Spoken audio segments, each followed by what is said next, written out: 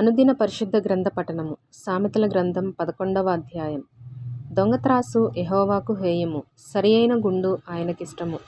అహంకారము వెంబడి అవమానము వచ్చును, వినయము గల వారి యొద్ద జ్ఞానమున్నది. యథార్థవంతుల యథార్థత వారికి త్రోవ చూపించును, ద్రోహుల మూర్ఖ స్వభావము వారిని పాడుచేయును.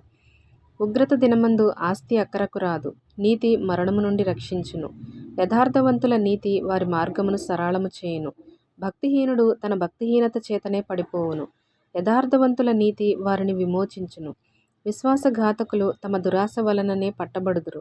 భక్తిహీనుడు చనిపోగా వాని ఆశ నిర్మూలమగును, బలాఢ్యులైన వారి ఆశ భంగమైపోవును. నీతిమంతుడు బాధ నుండి తప్పింపబడును, భక్తిహీనుడు బాధపాలగును.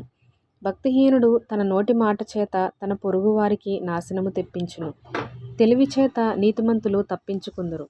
నీతిమంతులు వర్ధిల్లుట పట్టణమునకు సంతోషకరము, భక్తిహీనులు నశించినప్పుడు ఉత్సాహధ్వని పుట్టును. యథార్థవంతుల దీవెన వలన పట్టణమునకు కీర్తి కలుగును, భక్తిహీనుల మాటలు దానిని బోర్లద్రోయును. తన పొరుగువారిని తృణీకరించువాడు బుద్ధిలేనివాడు. వివేకి అయినవాడు మౌనముగా నుండును, కొండెగాడై తిరుగులాడువాడు పరుల గుట్టు బయటపెట్టును. నమ్మకమైన స్వభావము గలవాడు సంగతి దాచును, నాయకులు లేని జనులు చెడిపోవుదురు. ఆలోచనకర్తలు అనేకులుండుట రక్షణకరము, ఎదుటివాని కొరకు పూటపడినవాడు చెడిపోవును. పూటబడ నొప్పనివాడు నిర్భయముగా నుండును. నెనరుగల స్త్రీ ఘనత నొందును, బలిష్ఠులు ఐశ్వర్యము చేపట్టుదురు. దయగలవాడు తనకే మేలు చేసుకొనును, క్రూరుడు తన శరీరమునకు బాధ తెచ్చుకొనును. భక్తిహీనుని సంపాదన వానిని మోసము చేయును, నీతిని విత్తువాడు శాశ్వతమైన బహుమానము నొందును. యథార్థమైన నీతి జీవదాయకము, దుష్టక్రియలు విడువక చేయువాడు తన మరణముకే చేయును. మూర్ఖచిత్తులు యెహోవాకు హేయులు, యథార్థముగా ప్రవర్తించువారు ఆయనకిష్టులు. నిశ్చయముగా భక్తిహీనునికి శిక్ష తప్పదు, నీతిమంతుల సంతానము విడిపింపబడును. వివేకము లేని సుందర స్త్రీ పంది ముక్కుననున్న బంగారు కమ్మి వంటిది.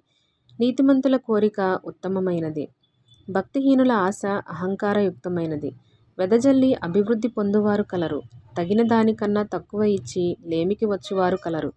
ఔదార్యము గలవారు పుష్టి నొందుదురు, నీళ్లు పోయేవారికి నీళ్లు పోయబడును.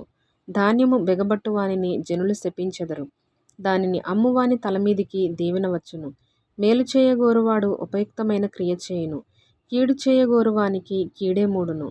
ధనమును నమ్ముకొనువాడు పాడైపోవును, నీతిమంతులు చిగురాకు వలె వృద్ధి నొందుదురు.